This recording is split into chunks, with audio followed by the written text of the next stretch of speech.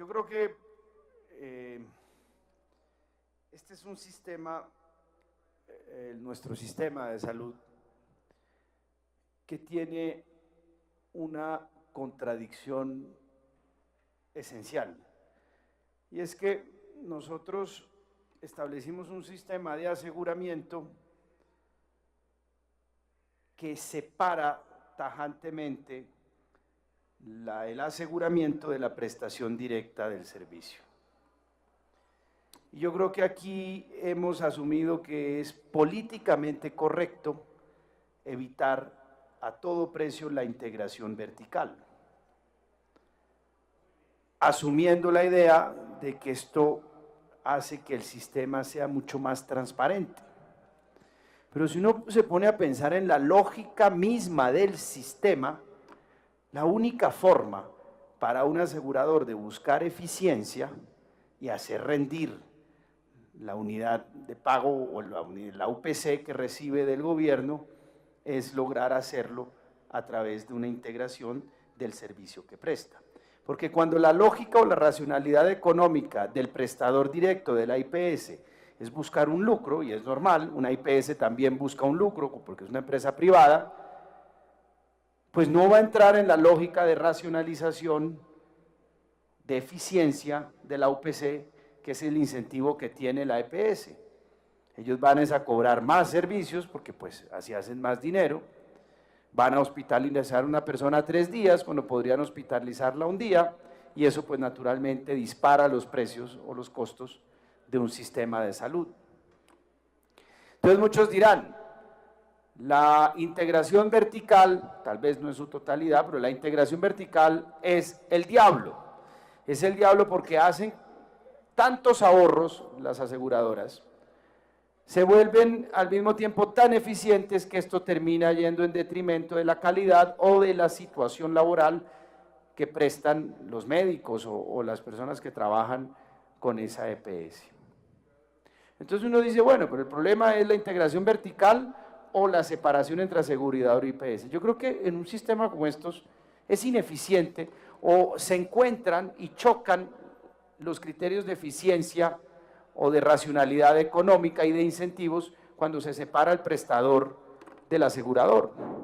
Y uno dice, ¿cómo podría resolverse el problema de la integración vertical para que no abusen las aseguradoras en términos de eficiencia, no abusen en términos de cortar al extremo los costos y los gastos o de proletizar al extremo, de precarizar al extremo la situación de los médicos? Pues eso se llama regulación, eso se llama un Estado que vigila, un Estado que exige estándares de calidad en la prestación y que al mismo tiempo tiene un garrote bien grande cuando precaricen la situación de los médicos, cuando les exijan más de la cuenta en términos de atención a los pacientes, cuando los obliguen a racionalizar las medicinas que entregan, el tiempo de atención. Ahí es donde el Estado puede entrar a regular. Pero como el Estado no regula, prefiere decir entonces que las IPS presten un servicio y que la separación entre IPS y EPS pues sea a un punto tal como la tenemos hoy. Esto puede sonar políticamente incorrecto, pero es que a mí no me cuadra en la cabeza cómo pueden coincidir la racionalidad económica de una IPS con la de una EPS. Pues se van a presentar todos estos problemas de recobros, porque siempre van a prestar más servicios de los que hasta de pronto sean necesarios, y me refiero aquí en este caso a las IPS. Pero bueno, es una reflexión que yo creo que hay que dar y que rompe a veces de pronto los moldes de lo políticamente correcto. Nosotros, y yo quisiera aquí aprovechar este espacio, yo presenté un proyecto de ley con David Barguil, representante de la Cámara del Partido Conservador, buen amigo mío, un proyecto de ley que establece una serie de indicadores de calidad en el acceso a la salud. Y unos indicadores básicamente que reflejan la situación que padecen los pacientes o los usuarios del sistema de salud todos los días. Unos indicadores que no piden nada distinto a lo que la ley y un tratamiento humano obligan.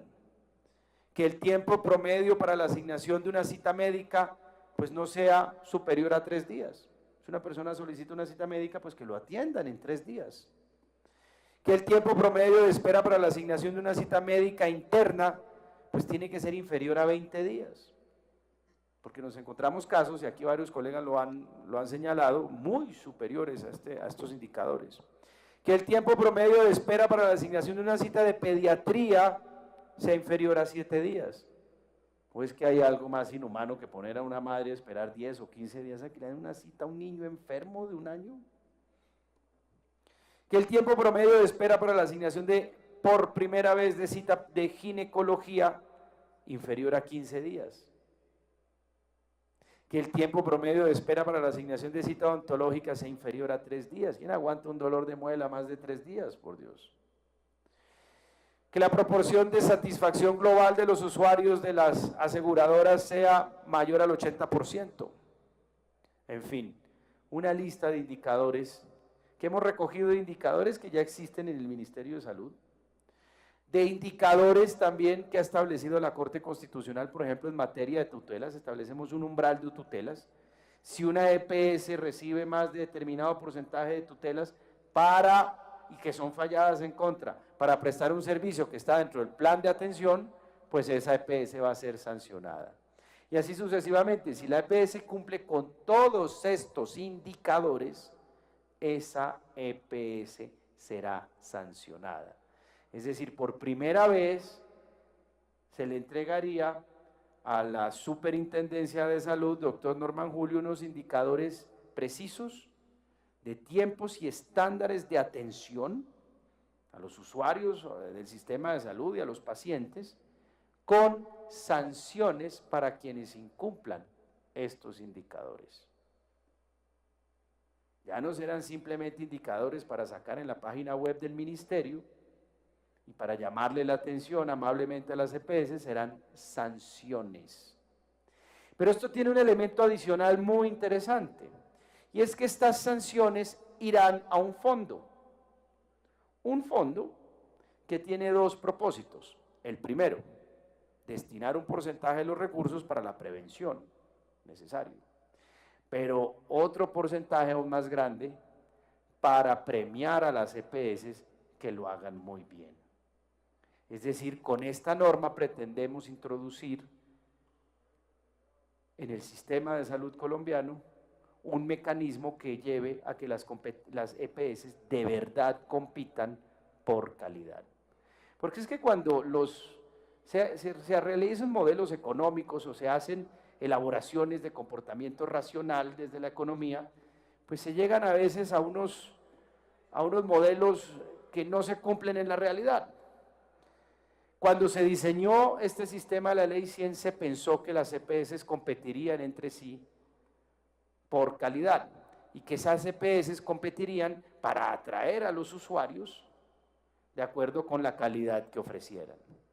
Y hoy nos damos cuenta que las EPS no compiten por calidad. No compiten por calidad porque su mercado es relativamente cautivo. La gente siente, si yo me paso esta EPS a la otra, pues será muy poco lo que realmente voy a recibir de diferencia o de acceso diferente.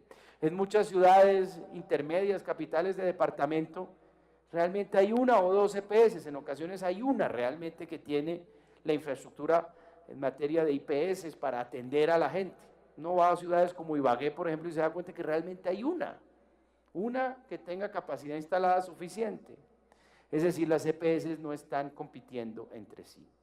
Entonces le dirán las EPS, pues no competimos por calidad, tenemos un mercado cautivo y a todas nos pagan lo mismo.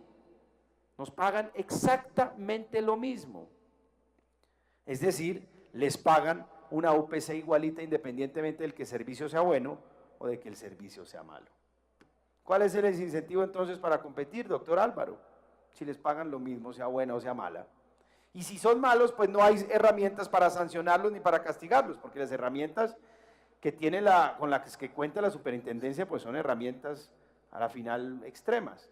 Pero para este tipo de medidas, la señora que presenta quejas porque no la atienden antes de 3 días en cita general, o de la madre que presenta una queja porque no la atienden antes de 7 días en cita de pediatría, no existen sanciones. O por lo menos no existen sanciones, o unos indicadores que permitan comparar la calidad de una EPS que se demora en la atención de sus usuarios, como pasa con Medimás, de manera absolutamente desgarradora, porque los testimonios son de verdad supremamente conmovedores. Son personas que tienen enfermedades graves, que sienten o que observan cómo su enfermedad se va agravando día tras día por no recibir los medicamentos o no recibir la atención oportuna, y no hay herramientas para que a esas EPS de mala calidad se les dé garrote, se les ponga una multa, y a las que sí hacen un buen trabajo se les pueda premiar. Esa es la iniciativa legislativa que tenemos. Son indicadores que construimos con el Ministerio de Salud, recogimos los de la Corte Constitucional, porque también es una vergüenza que las EPS exijan que les interpongan una tutela para prestar lo que de ley, por ley, tienen que prestar. Y queremos también que compitan, que se premien a las buenas y se le dé garrote a las malas. Ya tuvimos una audiencia pública, el representante ponente es el doctor Wilson Córdoba, en la comisión séptima de la Cámara, y esperamos darle muy pronto trámite a esta importante iniciativa que sin duda reivindicaría al Congreso de la República, con los miles y miles y decenas de miles de pacientes que hacen fila todos los días ante EPS de mala calidad que no prestan un buen servicio. Gracias, Presidenta. A usted, doctor Rodrigo Lara, para concluir el citante representante Oscar Ospina. Presidenta, muchas gracias. Agradecerle al doctor Lara, a usted, querida presidenta,